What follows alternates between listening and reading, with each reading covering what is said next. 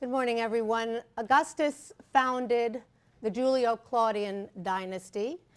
The name says it all, Julio-Claudian. Julio for the Julian side of the family, Julius Caesar and Augustus. The Claudian for the Claudian side of the family, that was Augustus's wife's Augustus's wife for her side of the family, excuse me, the Claudian side of the family. And there were four emperors in the Julio-Claudian dynasty. These were Tiberius, Caligula, Claudius, and Nero. Every one of them, all four, made an important contribution to the evolution of Roman architecture. And we'll talk about the contributions of those four today. But we'll also see that the single most important contribution from the standpoint of Roman architecture was by Nero, the notorious Emperor Nero, which is why I do call this lecture Notorious Nero and His Amazing Architectural Legacy. An architectural legacy that would have been impossible without some of the earlier concrete constructions that we've already discussed, specifically the Frigidaria of Pompeii and also the thermal bath at Baia, which I remind you of here, the so-called Temple of Mercury. We see it again with its dome made out of concrete construction, a view from the exterior, and down here at the left, a view of the interior of the monument, and I remind you of the way in which that is designed so that light streams through the oculus in the dome down on to the sides of the wall, creating light effects, a circle that corresponds to the shape of the opening above, and then falling initially on the pool of water that would have been located there, as well as across the walls, which probably would have been, that were certainly stuccoed over and probably would have been covered with mosaic. So a very spectacular interior indeed, and one again that had an important impact, as we'll see, on the architectural designs of the Roman Emperor Nero. I want to begin, though, with the first of the Julio-Claudian emperors, and that is with Tiberius. And you see a portrait of Tiberius now on the screen, just to give you a sense of what he looked like. Tiberius, again, the son of Livia by a former marriage, the elder son of Livia by a former marriage, who becomes Emperor of Rome right after Augustus. And the portrait that you see here is a marble portrait of Tiberius that is now in the Ny-Carlsberg Glyptotek in Copenhagen. Tiberius was Emperor of Rome from 14 to 37 AD. And with regard to architecture, he completed projects begun by Augustus. He also was responsible for restoring Republican buildings that had fallen into severe disrepair by his reign. And this included several temples, a basilica, warehouses, and also a theater. Tiberius also initiated some new building projects in Rome. These included a temple to the divine Augustus, temple to Divus Augustus, his divine adoptive father, because Augustus was made a god, as Caesar had been before him at his death. Tiberius also put up a series of arches to his relatives and also a camp for the Praetorian Guard. But what we'll see about Tiberius is that his real passion was not the public architecture that Augustus had been so fond of. Think the Forum of Augustus and the Temple of Mars Ultor, or the Areopagus Augusti, which were among Augustus's most important building projects. Tiberius was interested instead in private architecture, architecture a sense for himself and his nearest and dearest. And he began a palace on the Palatine Hill. He did not think the small, modest house of Augustus, despite the fact that it had those nicely painted walls, he did not think that that befit his own grandeur. And he began a major palace on the Palatine Hill, on the northwest side of the Palatine Hill. And he renovated and built villas elsewhere outside of Rome, especially on the spectacular island of Capri. And indeed, during the reign of Augustus and also the reign of Tiberius, that family, the Augustan and Julio Claudian family built 12 villas, count them, 12 villas on the island of Capri, one more spectacular than the next. It's worth mentioning, by the way, that Augustus's tastes, even in villas, was somewhat more modest than Tiberius. Augustus used to decorate his villa, we are told, with dinosaur bones and things like that of historical interest, whereas Tiberius spared no expense in introducing every luxury possible into his villas. With regard to the palace on the Palatine Hill, the so-called Domus Tiberiana, I just want to mention it in passing. There's very little that survives of the substructures that Tiberius was responsible for beginning for that palace. They were made out of concrete construction, and you can see here what's called the Clivus Palatinus, which is a rampway leading from the Roman Forum up to the Palatine Hill, and you can see some of the remains of those substructures over here. The ones that we see were probably restored later and may or may not date to the Tiberian period, but they give you some idea of the sort of construction that he began on the Palatine Hill. And I mention this just because we'll see that Caligula and some of the other emperors continue to add to this palace, and then the entire Palatine Hill is redesigned by the Emperor Domitian in the late 1st century AD. Much more interesting and there's much more information for us to look at are the villas on the island of Capri, and I'm going to show you one, the best preserved from that island, the so-called Villa Jovis, the Villa of Jupiter, which is an interesting name when you think about it for a villa for the Emperor Tiberius. The Villa Jovis, which was put up sometime in the years in which Tiberius was emperor, that is from 14 to 37 AD. It's a spectacular place, beautifully situated, and I'm going to take you there today. Now, the only way to get to the island of Capri, which, by the way, is one of my very favorite places in the world, I don't know how many of you have been there, but it's quite extraordinary. The island of Capri, you can't jet to the island of Capri, you have to arrive there by boat. And most people take a boat, unless they have a private yacht, but those of us who don't have to take a boat either from Naples, usually a hydrofoil, although they have larger boats as well, a hydrofoil from Naples or from Positano. And I actually show you, this is a view on the left-hand side of the screen of Positano on the Amalfi Coast. You go down to the beach, there's a place where you can pick up a hydrofoil. It takes a very short time, half an hour or so less, a little bit less, to get over to the island of Capri from Positano. So we're sitting on one of those hydrofoils, or at least 8 of us are, because that's usually what they fit, and we're making our way from Positano toward Capri. As you go there, if the weather is good enough and if the sea is calm enough, they will take you to see the famous grottos, the Green Grotto and also the Blue Grotto.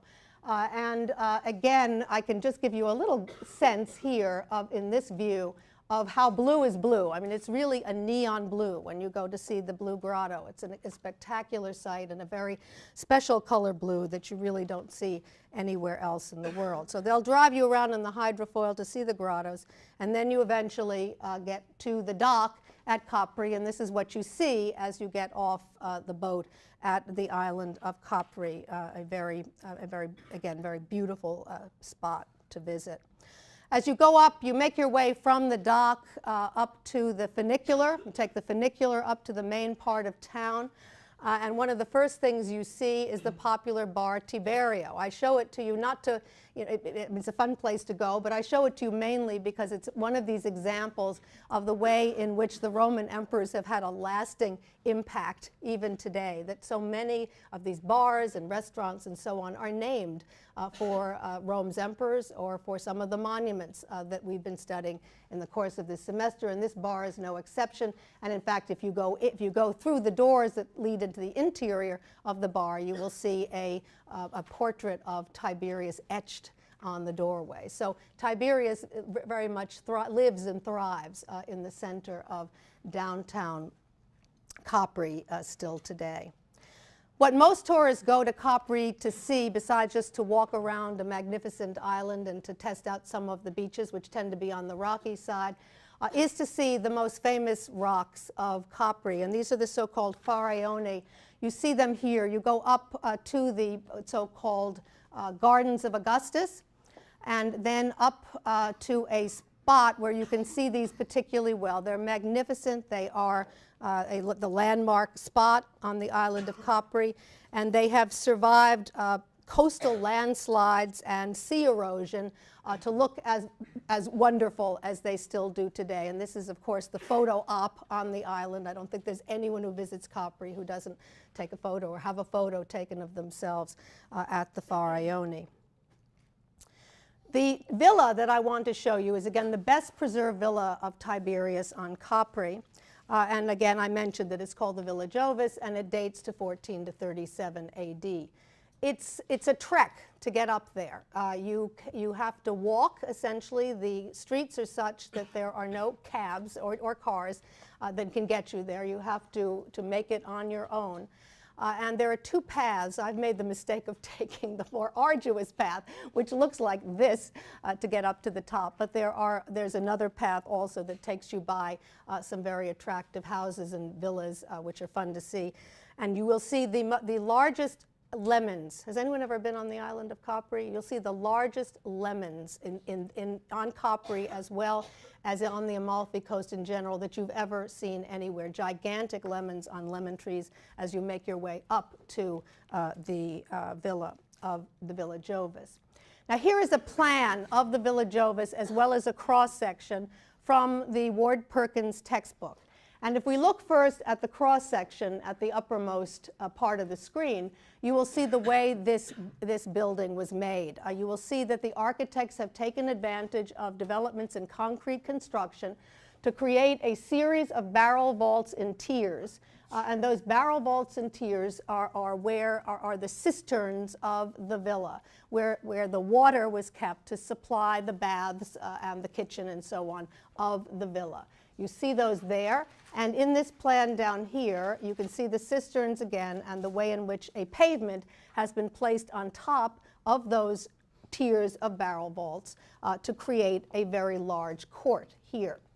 The entranceway into Tiberius's villa on Capri was over here. You can see a series of columns, 4 in total, that you see as you make your way into the entranceway of the villa. Along this side of the villa, which is the southern side of the villa, you see the baths, not surprisingly placed on the southern side. Extensive bath structure for the emperor.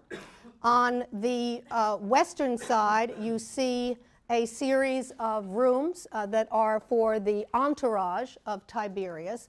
The kitchen is located on this side as well. And then perhaps the most important room of the house from our standpoint, the hall, or the aula, A-U-L-A, the aula of Tiberius's villa at Capri.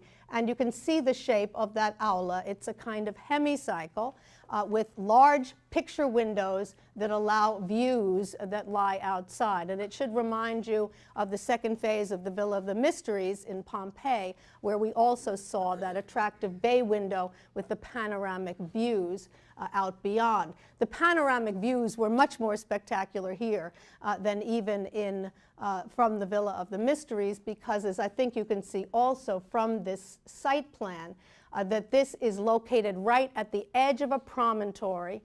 It's in fact 1,095 feet above sea level, and you get some incredible views of the sea and of other islands from this location. On this side, the northern side of the structure, is where the apartments of Tiberius were located, a series of rooms for the emperor himself, and including also an imperial loggia where he could walk out and get some attractive panoramas privately on his own. You can also see that there is a corridor that leads from the private apartment to this very long walkway that is located right at the edge of the cliff on this side. This is called technically an ambulatio, A-M-B-U-L-A-T-I-O, an ambulatio, and it was just for that. It was for taking pleasant walks, getting nice views of the sea from there, especially for the emperor and special invited guests. And right in the center was a triclinium. You see it right here, a triclinium or dining room where the emperor could dine and could look out again over views that were possible from this particular locale. This is a view, unfortunately, in black and white, but it's the only one that I have that gives you a sense of the remains today from above, the extent of those remains. And you can see again the concrete construction, I think, quite well from this, as well as the fact that although all the foundation walls are there, there's no decoration, the ceilings are missing, and so on and so forth. You see the cistern here, the location of the aula up here, the area for the entourage of Tiberius, and the private apartment on that side. A church and a statue on a base were added later, and so of course you need to think those away. This is a view of some of the remains as they look today, just to give you a sense that when you're actually up there and wandering around, the walls don't go up all that far, but you can also see that they do preserve the entire plan of the structure, which is why we have such a good idea of what it looked like in antiquity and how all of those pieces fit together. You can see that the construction is concrete and the facing is stone, irregular stonework, the kind of opus incertum work that we've seen elsewhere in Campania. Because remember, this is an island, but it's off the coast of Naples, Pompeii, and Aplantis. It is in that same general area of Italy. And this is one view, and one, I have many more spectacular ones than this one, but this is one that gives you a sense of the sort of thing you can see. This one I took right from, I think, from near the aula, just to give you an idea of what you see from there. Beautiful views of the sea. In some areas you can see the rocky outcroppings as you look down, and then views of some other islands in the area, for example, Ischia, and so on. The successor to Tiberius was a man by the name of Caligula. Caligula became emperor at the death of Tiberius, and we see a portrait of him here on the right-hand side of the screen, just again to give you a sense of the man. He had a very short, he was very young when he became emperor of Rome. He had a very short reign, only 3 years. And he was somewhat unbalanced, and it was not long after he became emperor. Oh, by the way, he was very popular when he was a boy. He was a prince, very popular. He used to run around the military camps with his family in a little military costume, and he wore these distinctive military boots called the Caliga, C-A-L-I-G-A, which is how he got the nickname Caligula from those boots. He was extremely popular with everyone, and everyone was quite excited when he became emperor of Rome. But his power went to his head. He became a despot, and he spent most of his time cavorting with his 3 sisters. I show you them here on a coin. Then they're all named Agrippina, Julia, and Drusilla was his favorite, so of course she's in the center there, Drusilla. And he also did strange things like conduct wars, faux wars, essentially, faux wars with faux enemies. For example, his war against Britain, so to speak.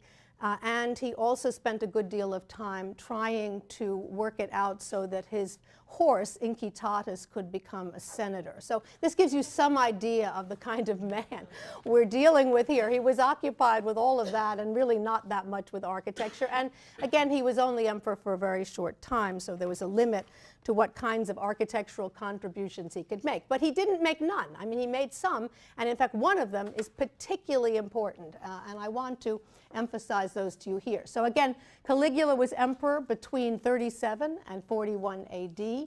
He had little public building. Again, he continued the tradition of Tiberius, and that is in having much more interest in private villa architecture than in public architecture.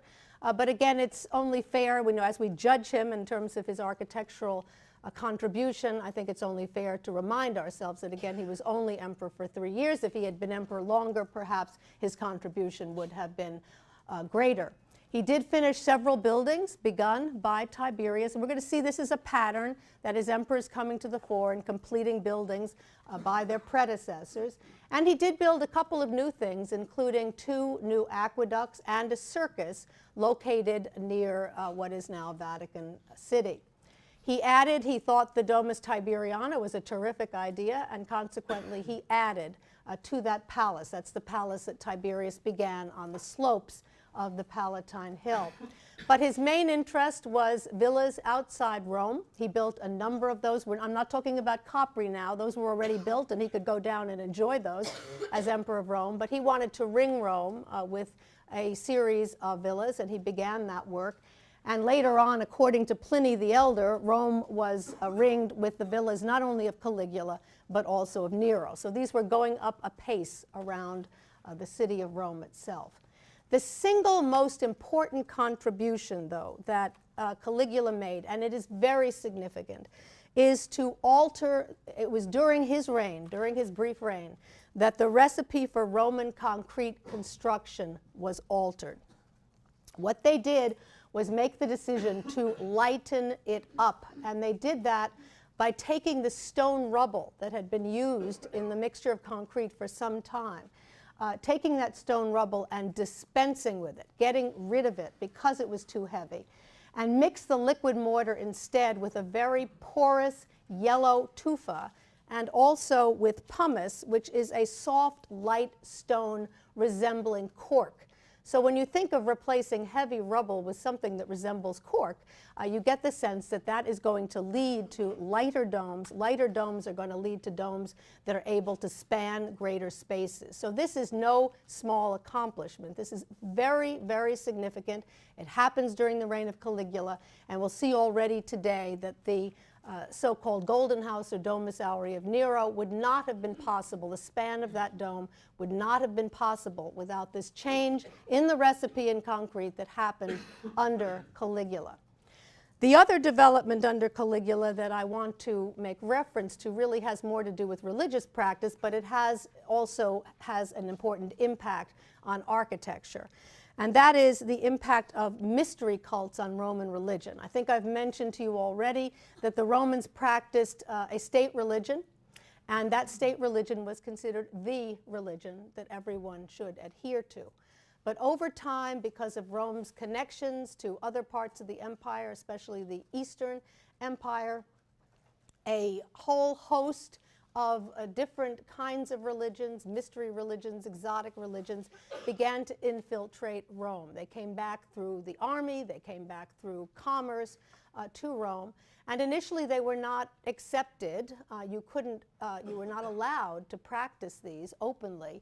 And so we saw an example was the Villa of the Mysteries, where the woman of the house created a special room, room number 5, for the celebration of the cult of Dionysus, because that was considered a secret religion at that particular point. But these mystery religions, Caligula himself showed some interest in them, and it began to look as if perhaps they would be able to begin to come up from underground. They didn't during his reign, but I think, again, his contribution in that way was also an important one. They did continue to have to meet in secret, and one sect in particular I want to make reference to today, the so-called Neo-Pythagorean sect, because we'll see in the next monument that I want to show you that it was that sect that was celebrated in a very interesting underground basilica that I want to turn to now. It doesn't date to the time of Caligula. In fact, it's a little bit later in the reign of Claudius, but I want to show it to you here because, again, it was Caligula's, beginning to be more accepting of these kinds of things that led in part to their proliferation, initially underground and then above ground as well. This is the so-called underground basilica because it is located underground. It dates to around AD 50. And you can see from this site plan its location. You can see it marked Basilica up there. And you can see that it's near a street we've already talked about, the Via Praenestina in Rome, which you'll remember is one along with the Via Labicana that came and converged on the Tomb of the Baker that we looked at last time. In fact, if you look at this site plan, you see the trapezoidal plan of the Tomb of the Baker right here. And when we discussed the Tomb of the Baker, I made the point to you that it was located or was sited in front of a great gate, the so-called Porta Maggiore, or the great gate that spanned 2 aqueducts. And I said to you, I urged you to think away that Great Gate because it was built later. It was built, in fact, during the reign of Claudius. We're going to look at it momentarily. So you see the Great Gate here, and you see the tomb of the baker, and that gives you a sense of the location of the basilica, the underground basilica of 50 AD.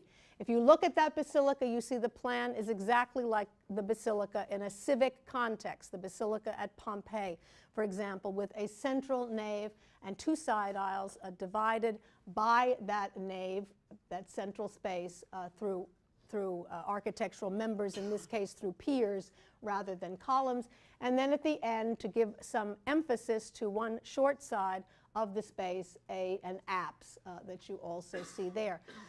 This underground basilica was used for religious worship, so we see once again what I've referred to as the interchangeability of form, the idea of creating a certain building plan for a civic center, the law court or basilica, and then using it in other ways. We already saw the basilican plan being used in house design at Herculaneum as a banqueting hall, and here we see it as a place for religious worship underground, a basilican form being used for religious worship underground.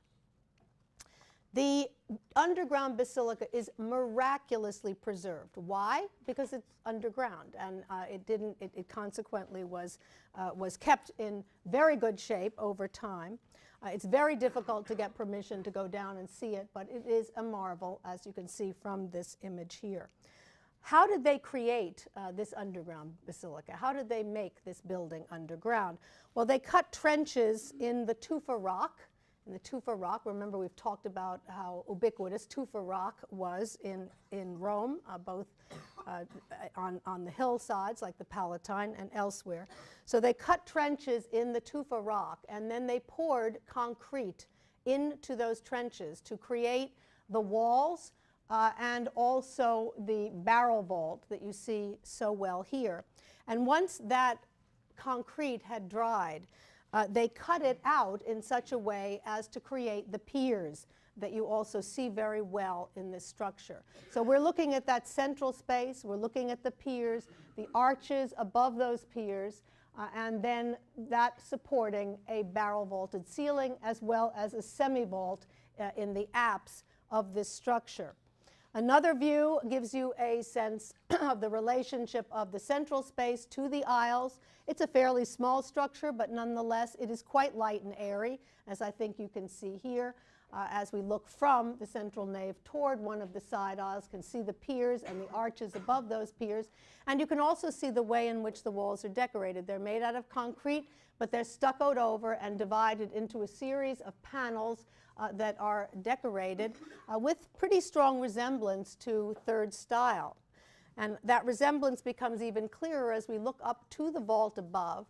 This is how we surmise that this building was put up to the Neo-Pythagorean cult, because the figures that we see floating in the central panels here, those who have a good understanding of the Neo-Pythagorean cult have suggested that these track extremely well the beliefs of this particular cult. But interesting for us is, again, the close resemblance of this to third style Roman wall painting. It's done in stucco. The stucco is painted, but you can see it's divided into a series of panels with floating mythological figures, or floating religious figures in this case, inside the panels. And look then very carefully at some of the floral decorations, which you will see also resemble very closely the flimsy candelabra and so on that are characteristic of third style Roman painting. This shouldn't surprise you. The date of 50 AD is still well within the third style. We talked about the very long life of the third style, that it was used already in the late 1st century BC, but that it didn't really go out until about 62 AD. So 50, we're still in that period of the third style. It doesn't surprise us to see decoration like this in this very interesting underground basilica. Caligula was murdered at the end of, was murdered, and he, in 41, and his wife and daughter, he had one daughter, were also murdered at the same time. He had no family member to succeed him, and his uncle Claudius was chosen as the next emperor of Rome. Many of you may know the interesting story, the quite captivating story of how Claudius was chosen as emperor. He was someone who was not highly respected by his family, and I'll say more about that in a moment. No one ever thought he was going to amount to anything. And when, after Caligula's death, Claudius was such kind of timid that he hid behind a curtain.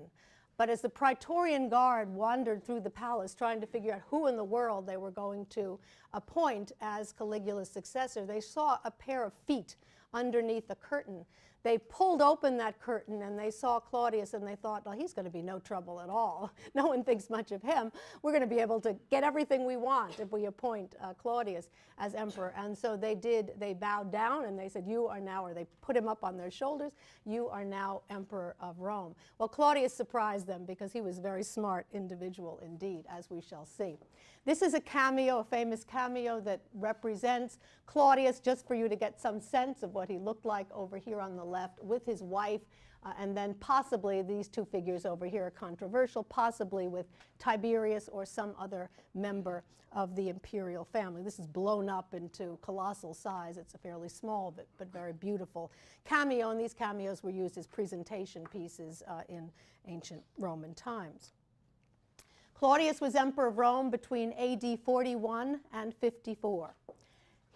I mentioned that his family did not have much respect for him. They thought he was weak and sickly, and they thought he was dim-witted. And the only reason they thought he was dim-witted because the poor fellow stammered, and they thought that that reflected an undisciplined mind. Not at all. He was very, very intelligent indeed, and he surprised them. He surprised not only the Praetorian Guard, but also his family when he became emperor. He turned out to be a unique individual with a predilection, as we shall see, for an entirely new kind of and very distinctive form of architecture. And one that I believe, and I'll try to make the case to you today, reflected his very distinctive intellect. We need to know, therefore, something about him and how he came and how he had trained himself intellectually before he became emperor of Rome. He was 50 years old when he became emperor. He had been, in the years prior to that, a scholar, an historian, an antiquarian, a linguist. He wrote a history of Rome by himself, was not ghostwritten, and he wrote several volumes also on his own on the Etruscans. He was particularly interested in the Etruscans.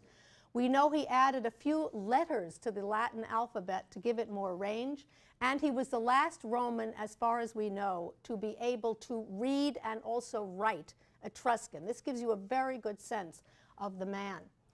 With regard to architecture, he rejected categorically the interest of Tiberius and Caligula in villa architecture, and he returned to the construction of public architecture. He looked to Augustus as a model for this, and especially to public works. Let me show you one example. You see on the screen a site plan of the port of Rome. I've already mentioned the fact that the port of Rome was located at Ostia, the city at the mouth of the Tiber River.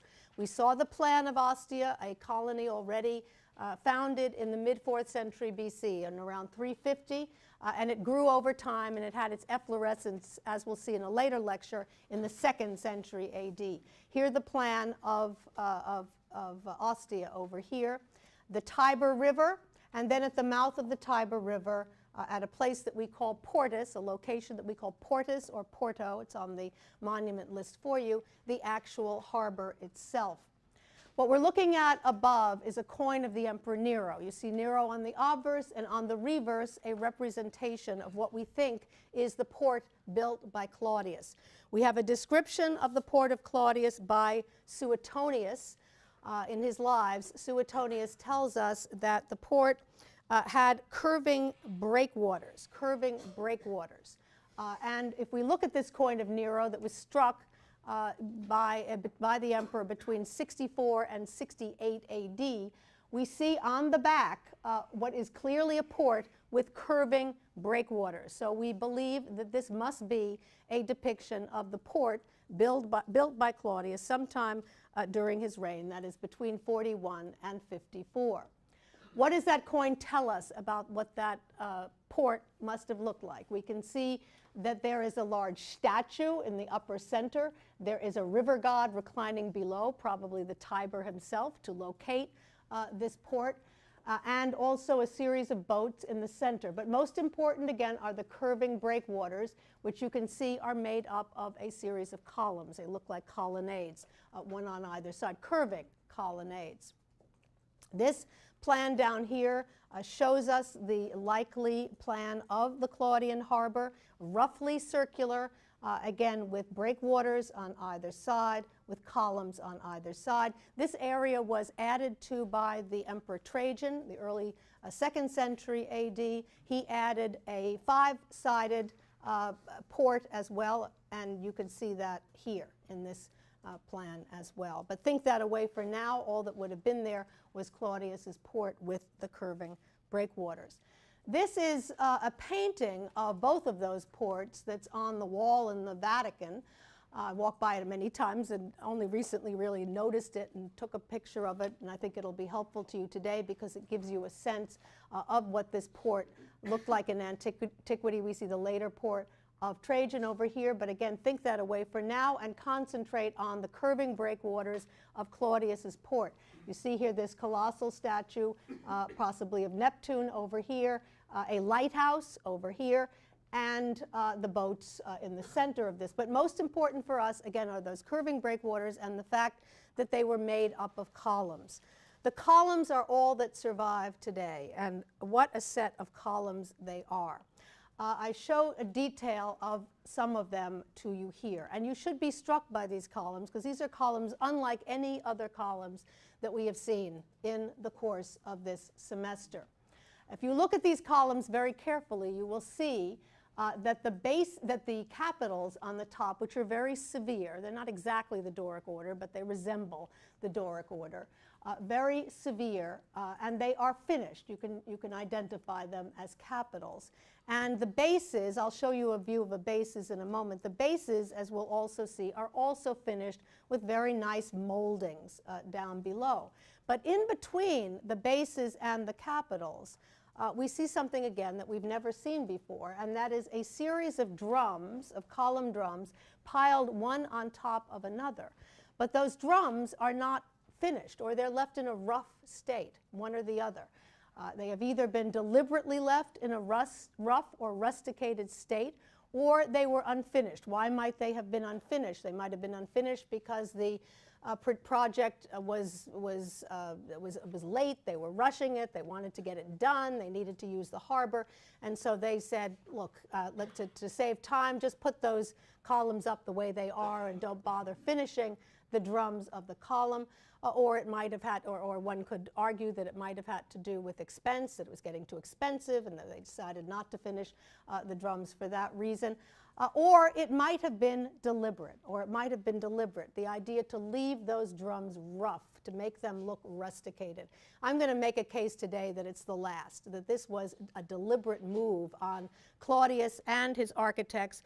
And one of the main reasons I can make that, if this is all we had, if we had only this port of Claudius, only these columns in this style, it would be very difficult to make the case. But as we're going to see when we move from this to that great gate, or the Porta Maggiore, which was put up under Claudius, and then not today but next time to a building that was put up in Claudius's honor after his death, we will see that all three of those have these rusticated columns or piers in common, which suggests to us, it suggests to me for sure, that that leaving them in this rusticated state was deliberate on the part of the patron and his architects, and I'm also going to suggest that it had to do with Claudius's peculiar personality and especially his interest in antiquarianism in the past, in the history of Rome, in the history of the Etruscans, and so on. Here's another detail of one of the columns over here where you can see the rough drum and then down below the base on which that sits, a molded base, very carefully molded. The architects, the designers, the artisans could finish these columns perfectly well if they chose to. They did it on the base, they did it in the capitals, but not in between. Here's another one where you can see a series of columns engaged into a wall And again, you can see the rough or rusticated drums, then down below, the molded and the finished bases. So this difference between what we call finished masonry or dressed, D-R-E-S-S-E-D, dressed masonry, or rusticated masonry, masonry that is deliberately left rough. Again, in order to underscore this point, I want to turn now to the Great Gate, or the Porta Maggiore in Rome, also built by Claudius between 41 and 54 AD. You already know its location near the tomb of Eurysakes, near the underground basilica that we also discussed today. And I had mentioned to you already that the purpose of this gate was to serve as a crossing point for two aqueducts that had been begun earlier, were worked on by Caligula, and then completed by Claudius. And there were two of them that crossed at this very point, and they needed something to mask that crossing, and so they built this great gate, the Porta Maggiore. If you look at this general view of the Porta Maggiore, you will see much of what I have already described. It has two open archways. The uppermost part, which is the attic, which has an inscription. It's a three-tiered attic, as you can see, and if you look carefully, you will see it has an extensive inscription making reference to Claudius and to the aqueducts and so on. Down below, we see a series of smaller arcuations surrounded by columns on either side supporting pediments above. If you look closely, you can see that the pediments are finished. Pediments are finished, the lintels are finished, the capitals are finished. But the blocks of the column and the blocks of the rest of the structure are left in a rusticated state. They are not finished, and we see that very stark difference between the rusticated masonry and the finished masonry, the smooth masonry, the dressed masonry, and the rough masonry in this structure. This gate, by the way, is made out of travertine cut stone construction. Here's another view that I think shows you better the way in which this gate masks the crossing of those two aqueducts. You can see two channels there, and one would have had pipes running through it one way, and the other would have had pipes running through it the other way, and that's how they crossed in antiquity, and I'll show you a model that may make that even clearer in a moment. You can also see the location of the tomb of the baker Eurysakes right next to the so-called Porta Maggiore. Here's the model that I showed you when we looked at the tomb of Eurysakes, the way in which the Praenestina and the Labicana come into Rome and converge at the facade of that tomb. Here you see the Great Gate, or Porta Maggiore, behind it, and this is the best illustration I can give of the way in which those the pipes of the two aqueducts crossed behind the attic of the gate, which is one of the reasons it had to be as tall as it did, and one of the reasons it had to have tiers was in order, because it was separated behind. You can see that very well here, as well as the contrast between the rusticated masonry and the finished masonry of this great gate. This combination of the two is a very mannered thing to do, and it's interesting that later Renaissance architects in Italy, and for those of you who are aficionados of the Renaissance, you may know the work of an architect by the name of Giulio Romano, who created the famous Palazzo del Te in Mantua. And I show you a detail of the Palazzo del Te just to make the point, the more general point. You don't have to worry about Giulio, but just to make the general point that these Renaissance architects like Giulio Romano looked back to buildings like the Porta Maggiore in Rome when they also conceived of buildings in which they contrasted rusticated masonry with smooth masonry, as you can also see so well. And here, two last details of the Porta Maggiore, and I think these show you almost more than anything else I have thus far this incredible contrast between the finished and the unfinished masonry, between the smooth and the rough. And here you can see a detail of the pediment, of the smoothness of that, of the lintel down below, of the capital, which is completely finished, and then even of the uppermost part of the column.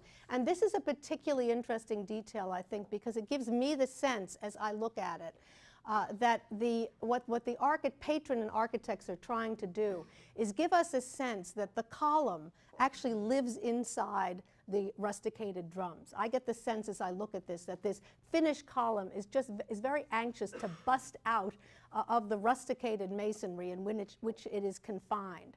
It's very anxious to emerge from that rusticated masonry. And I can't help but think of the Renaissance again, and especially of Michelangelo, for any of you who have seen his slaves in the Accademia in Florence. The slaves that he took these big blocks of Carrara marble, and he represents the slaves as if they're still immersed in that marble, but trying to break free from that marble, as if these images of human beings were somehow located inside that marble and just waiting for the genius Michelangelo to free them from that marble. It's the same sense that I get here when I look at this, and it makes me think again that a very intelligent, a very refined mind is behind sorting out this kind of thing and conceiving of something of this nature. And given the education and the bent of Claudius, he is just the kind of man who might have done that. And I think we need to see the architecture of Claudius, this rusticated architecture of Claudius, which is contrasted to the smooth and finished architecture at the same time, as something that really is reflective of the peculiar personality of this man. I think it's also important to say, though, that this kind of architecture at this time is very old-fashioned. The whole idea of using cut stone travertine construction after what we've seen is going on in concrete construction is a very old-fashioned thing to do. It again shows us a man who is looking to the past, who is looking to the history of Rome, to the history of the Etruscans, perhaps rather than to the present.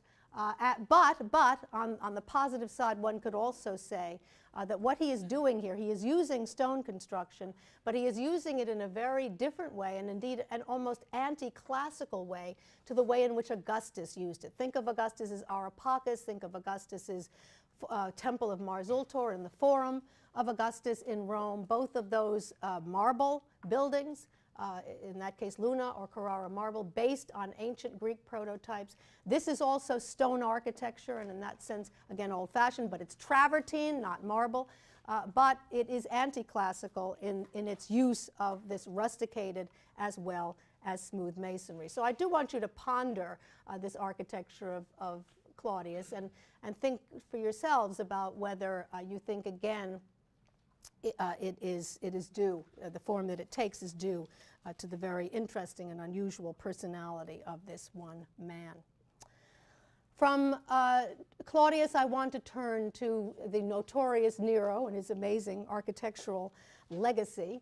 And you see a portrait of Nero here on the right-hand side of the screen, and a coin with his mother on the left. The mother of Nero was Agrippina the Younger. Agrippina the Younger was the last wife of Claudius, and it was rumored that Agrippina the Younger murdered Claudius with a bowl of poisoned mushrooms. We don't know if that's true or not. It may be just rumor mongering, but it's perfectly conceivable because she certainly had a motive, and that is she thought she would have more power if her teenage son, because he was only about 17 years old at the time, was on the throne of Rome instead of her older husband. And this coin that you see on the left-hand side of the screen of the young Nero and Agrippina, I think, says it all. I mean, mother and son almost nose to nose. This gives real meaning to being in your face. As you can see here, Agrippina is certainly in the face of Nero on this coin, and she was, with regard to his life, dominating him in the very early years of his reign. Nero was born in AD 37. He was emperor between 54 and 68. At his death, his murder, he was forced to commit suicide, actually, in 68. He suffered a damnatio memoriae, which was a condemnation by the Senate of him, a damnation of his memory, and an attempt to destroy his portraits and also his architectural monuments followed that damnatio memoriae. Nero was the last of the Julio-Claudian emperors. He was the adoptive son of Claudius, and as I've already mentioned, the real son of Claudius's last wife, Agrippina the Elder. I mentioned already that Agrippina, or I gave you the sense that Agrippina was a quite aggressive woman who aggravated Claudius and Nero both. We talked about the poison mushroom stories and the fact that when her son became emperor, she received, at least for a while, enhanced power in Rome. But Nero eventually paid his mother back by having her murdered in AD 59. He also got rid of his wife Octavia, a beautiful young girl whom he had murdered in 62. So by the age of 25, Nero had gotten rid of the women, the two women who had dominated his youth, and his much-touted madness. He was not unlike Caligula in some of the wild things that he did. His much-touted madness began to appear. That said, despite his madness, he was absolutely adored by the populace. It was a great show to watch Nero, and people liked seeing what he would do next. He was adored by the populace. He was, however, hated by the aristocracy, and in 68 he was hunted down by his enemies, and he was forced to commit suicide.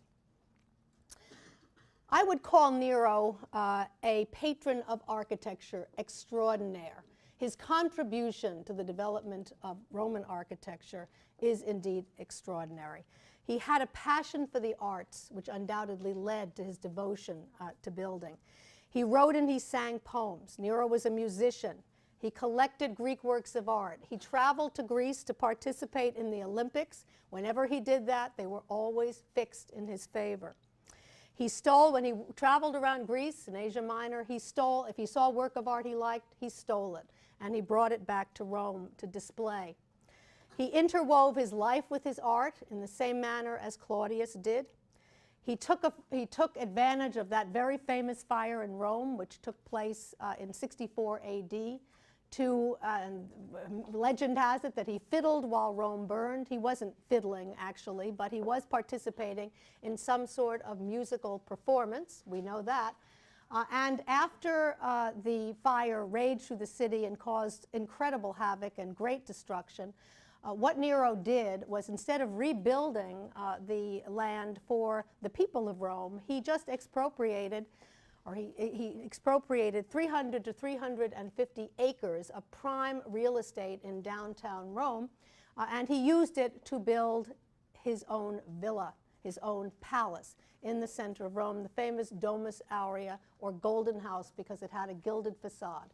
Nero's architecture was intimately bound up with the vicissitudes of his life and his distinctive, if not warped, personality, as we shall see. Nero built two palaces in Rome, and I'd like to begin with the one, I would like to deal with those in consecutive order. The first of these, as you can see from the monument list, is the so-called Domus Transitoria, the less well-known one and less well-preserved one, the Domus Transitoria in Rome, that was built sometime before the fire, before AD 64, because it was very significantly destroyed in that fire of AD 64. I'm showing you a Google map, a Google Earth image of the part of Rome in which this building found itself. We are looking down, we've seen this one before, we are looking down at the Roman Forum, the Colosseum in the uppermost part there, the Palatine Hill over here. If we follow the Roman Forum toward the Colosseum and toward the later Arch of Constantine, we will see that there is a spur hill over here, and that spur hill is located between the Palatine Hill and one of Rome's other hills, the Esquiline, E-S-Q-U-I-L-I-N-E, the Esquiline Hill. Nero's dream was to link the buildings that were going up on the Palatine. We've already talked about the imperial palace begun by Tiberius, continued by Caligula. Claudius had no interest in that, but then Nero returns to it, and he's continuing to build this palace on the Palatine. But his dream is to link that with property that he also owns on the Esquiline Hill, and to make one truly grandiose palace that links those two hills across a spur hill called the Velia, V-E-L-I-A, which is in this uppermost part of the Roman Forum, closest to the Colosseum. That was his dream, and he began to try to realize it prior to 64 AD. The building is called the Domus Transitoria because it served as a point of transit between those two hills, between the Palatine and the Esquiline Hills. Again, because it was so seriously destroyed in fire, and also because it was deliberately destroyed by later emperors who were following the damnation, the damnatio memoriae, the damnation of Nero's memory, and felt that it was their right, in a sense, to destroy his buildings. So those two things together, deliberate destruction plus the fire, essentially destroyed most of the Domus Transitoria, but a couple of sections are preserved underground, and they're very important for us to look at because they give us insight into the later Golden House or Domus Aurea. I want to show you the two sections that are still preserved in restored views that you will find in your textbook in Ward Perkins. One of these is located beneath the, while this is still on the screen, if you look at the Palatine Palace here, just a little bit up beyond where my finger is, there is the dining hall of the later 1st century AD palace that we'll look at soon, next week. You see it there. And one of the buildings, a fountain of Nero's Domus Transitoria, is located under that. And then over here, this temple that you see right close to the Colosseum is a later Hadrianic temple of Venus in Roma. The domed room that I'm going to show you is under that. So both of these are underground beneath later structures. This is a restored view from Ward Perkins of the fountain court of Nero's Domus Transitoria, and we see a number of important features. We see an open court with a pool with columns around it. We see on the northern wall over here, we see the fountain itself. We see that what the architects have done is use a niche, place in that niche a series of other niches that served as the location of the actual water from which the fountain emerged, and the water would cascade over this wall down here and then end up in a long basin in front of it. The wall is what's most interesting. If you look at it, you will see that it is essentially scalloped with columns in the front and then additional columns in the receding bays, creating a kind of in and out effect, very similar to theater architecture. And I show you a restored view of a typical theater of earlier date, just to give you a sense of what this is based on. You can also see that opening up off this central court, screened by columns, are barrel vaulted rooms on either side. These were used as special dining areas, with beautiful views out onto this fountain court on either side. And then this restored view also gives you a sense that the pavements were variegated, were done in different designs, and we know that these pavements were made out of marble and that the walls were revetted with marble. This isn't the faux marble of the first style. This is real marble, and it's our first example in Rome of a room that was revetted with marble brought from all parts of the world. Marble brought from Africa, marble brought from Egypt, marble brought from Asia Minor and also from Greece in various colors to decorate the fountain court of Nero's Domus Transitoria.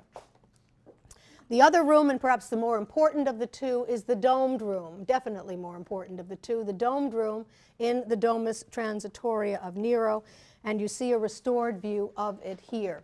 What are we dealing with? We are dealing with a structure that is clearly based on the thermal bath at Baia and the Frigidari of Pompeii. It is a concrete structure. It looks as if it's round. In fact, you can see a circle inscribed in the pavement down here below. The structure is made out of concrete. It has a dome and an oculus. But even though that it is inscribed in a circle, if you look carefully at the walls, you will see that although they are curved, they follow the curvature of the circle, there are 8 sides to this wall. So the architect is starting to explore the idea of an octagon. This is not an octagon. It's a circle inscribed in an octagon in a sense, but it is an exploration into an 8-sided form that we're going to see is very, very important for a later development in the Golden House of Nero. Also, what we see here that's very interesting, that's a further development of the frigidarium and thermal bath idea, is instead of this circular structure in an octagon ending with these radiating apses, the four radiating apses that we saw at Baia, for example, we see that they extend into corridors on either side, which expands the space in a way that we have not seen before. You see, they don't end on either side with these apses with walls. They expand into these long corridors, as you can see, creating a kind of cross shape and certainly adding to the interesting spatial relationships and spatial possibilities, and the use again of vista and panorama, as we've seen. We see here also on either side here a series of columns with metal grills on top, so wonderful views through those columns to what lies beyond. And then on this side, a small pool that had white marble and then colored marbles around that. So you have to imagine again the overall appearance of this in antiquity, when light would have streamed through the dome of the central space onto the walls that probably had mosaic on them, through the grills and the columns onto the water of the white pool here, which was also surrounded with variegated marbles, these same marbles brought from all over the world. The view must have been quite spectacular. This is certainly, again, a form of ostentatious palatial architecture that Augustus eschewed, but was becoming of increasing interest to the likes of Tiberius, Caligula, and ultimately Nero. And again, just to make the same point again, that we can trace this back to the experiments of the Frigidaria at Pompeii, that's the Stabian baths, to the thermal bath, the Temple of Mercury at Baia. But look at the difference that it makes when you extend those apses into corridors, creating a much freer spatial situation and adding to the vista and panorama idea that has been so popular, as we've long seen, with the Romans. In the time that remains, I want to turn to Nero's most important architectural commission, and I can't overemphasize the significance of this structure that I'm going to show you now, the so-called Domus Aurea, or the Golden House of Nero, again because of its gilded facade. We've already talked about the fire that raged through Rome in 64, and that when the smoke from that fire died down, that Nero expropriated 300 to 350 acres in prime downtown Rome for his own use, for a private palace, the so-called Golden House. We see a site plan here also from Ward Perkins where you can get a sense not only of the extent of this, look how it covers ground from the Circus Maximus all the way across to the Esquiline Hill, as you can see so well here. So the Palatine Hill, the Esquiline Hill, and also even the Celian Hill over here. He dug an artificial, or he had his architects dig an artificial lake in the center of this, as you can see here. And the Golden House was very extensive. There's only one part of it that remains today or as part of the Esquiline Hill in Rome, and we therefore call it the Esquiline wing of the Domus Aurea of Nero. This palace had an incredible set of gimmicks that were so noteworthy that the names of the architects have come down to us, the architect and engineer who are responsible for this, and I think it is largely, they came down to us largely because of these incredible gimmicks that they created for this structure. Their names were Severus and Keller, and I believe I have put their names on the monument list for you. Yes, I have, underneath the plan of the Esquiline wing. So Severus and Keller, their names suggest to us that they were Roman architects, in fact. And these gimmicks included a 125-foot statue of Nero himself, a colossal statue, or the Colossus, as it is designated here, a colossal statue of Nero with the feature, Nero assimilated to the sun god Sol, S-O-L, the sun god Sol, and it was done in bronze, and it was done by a famous artist whose name we also know, Zenodorus. I've also put his name on the monument list for you, Zenodorus, who was a very famous bronze caster.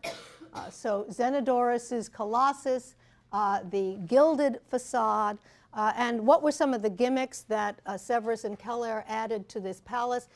When you ate in the dining hall, if you were invited as a special guest to eat with Nero, while you were eating, the coffered ceilings of one of the dining rooms would drop on you all kinds of wonderful fragrances and flower petals while you ate.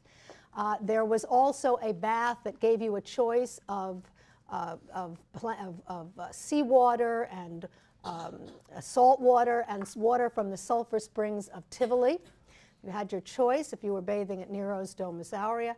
And most spectacularly of all, and I think what Severus and Keller had particular fame for, was they created a banqueting room that had a revolving ceiling, supposedly, a ceiling that revolved with the heavenly body. So an incredible array of gimmicks, as I said before, in this extraordinary palace, but all of them clearly possible vis-a-vis architecture at this time.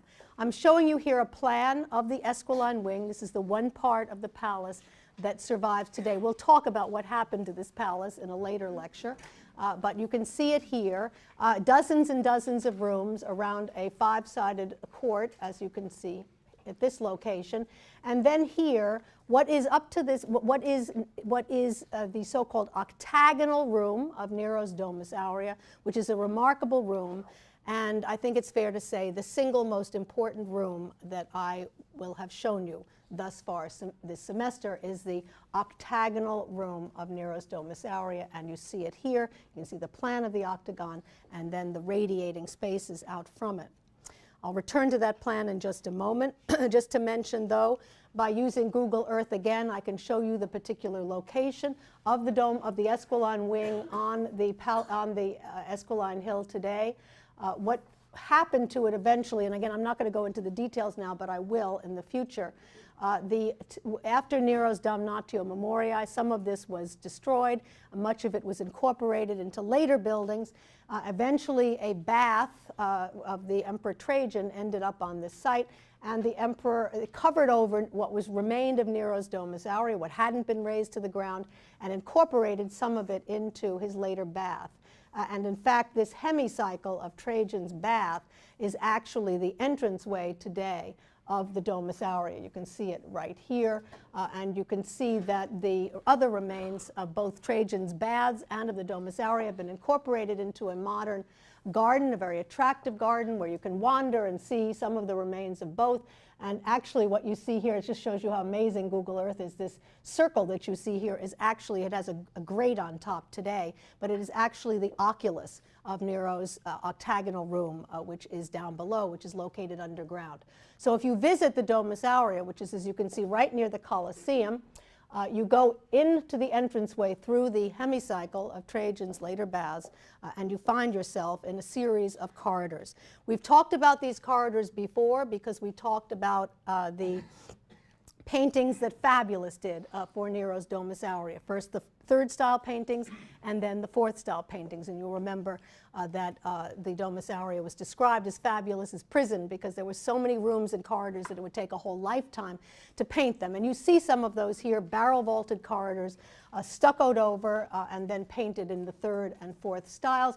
Another gimmick that you see throughout the Domus Aurea are a series of bridges that are built to carry water from one part of the palace to another. Another view here showing one of the corridors, and what you see here is something that we have not discussed yet, but is the wave of the future, and that is concrete faced with brick. After the fire, there was realization, the fire of '64, there was realization that stone burned too easily. It was not an effective facing any longer, and that they needed to come up with something else. Brick worked better with fire, so the decision was taken to move. And this is not the tile brick in Pompeii. This is real brick. And the decision was taken to begin to use brick-faced construction for these buildings. At this time, it was stuccoed over, as you can see here, stucco and then painted on top, so you wouldn't have actually seen the brick in antiquity, but we'll see it was not long until the Romans recognized that brick was a very attractive material in its own right and began to leave it exposed, but we're not there yet. The paintings, the fourth style paintings of Fabulous, you'll remember this one that we've already looked at with the reintroduction of architectural fragments and the architectural cages in the Domus Aurea. This is the single, as I've already said, the single most remarkable and important room that I've shown you thus far this semester, the octagonal room in Nero's Domus Aurea. You see this a cross-section, plan, and axonometric view from Ward Perkins here, and you can get a very good sense of this. This is truly an octagonal room. The experiment in the domed room, where they had inscribed a circle into an octagon, gave them the idea that they were going to try to make an actual octagonal room out of concrete, and they succeed here. You can see the 8 sides of this room. You can see it has a series of radiating alcoves, but much bigger alcoves than we saw in the Frigidaria at Pompeii or in the thermal bath at Baia, and differently shaped ones, and not all the same, but a couple are cross-shaped and others are rectangular, different shapes. And then the axonometric view shows you that within those alcoves there are additional niches in some of the walls that gives a more of a sculptural quality to this than has been the case before. And this again was no small feat on the part of these architects. Why is the Domus Aurea so important? The reason, the octagonal room of the Domus Aurea so important. The octagonal room of the Domus Aurea, and I've given you a number of bullet points here, represents a break from the tyranny of the rectangle that we know from Greek and Etruscan architecture. It enables vistas to be created in every direction, and you know the importance to Romans of vistas and panoramas. It creates one continuous envelope around an interior space. It fully realizes, this development has been long in coming, but we're finally there. It fully realizes the technical and expressive potentiality of Roman concrete construction. It represents a switch of emphasis from solids to voids, from walls and roofs that we saw in such buildings as the Temple of Portunus, to the insubstantial space that they enclose and shape. It is the interior space, not the walls, that matter now. And in this new interior architecture, light plays a key role. Natural light that creates drama as well as illuminates. The importance of the octagonal room of Nero's Domus Aurea cannot be overstated! Exclamation point, exclamation point, exclamation point. The octagonal room heralds the Roman architectural revolution that we saw already beginning at places like Palestrina, but it is finally here in its full-blown form, where, as I said, the potentiality of the expressiveness of Roman concrete is fully realized. This is the room itself as it looks today. We can see the octagon, we can see the dome, we can see the way in which the octagon becomes the dome, the 8 sides and the way it is shaped to become the dome above. We can see some of the niches here. We can see the way in which the spaces that expand from the central space, and we can see niches within those to give greater sculptural quality to it, and you can get a little bit of the sense of the light here.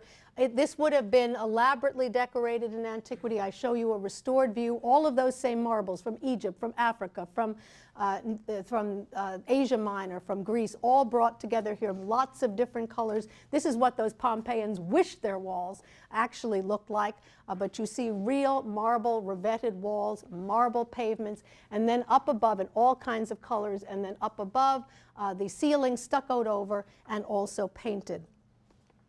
One can only imagine Nero entering into this octagonal room and how he must have felt. And in fact, we have a quote from Nero in which he says that when the Domus Aurea in Rome was finished, or he's reported to have said when the Domus Aurea in Rome was finished, he's reported to have said, and I quote, at last, I am going to be able to be housed like a human being. That was the way Nero thought about this. He achieved his goal, undoubtedly, at least for a short period of time before he died in 68. And I believe, and I'm sure you agree with me, I believe that it is for the Domus Aurea, especially for the octagonal room of the Domus Aurea, that Nero would have liked to be remembered, and indeed he achieved his goal. Thank you.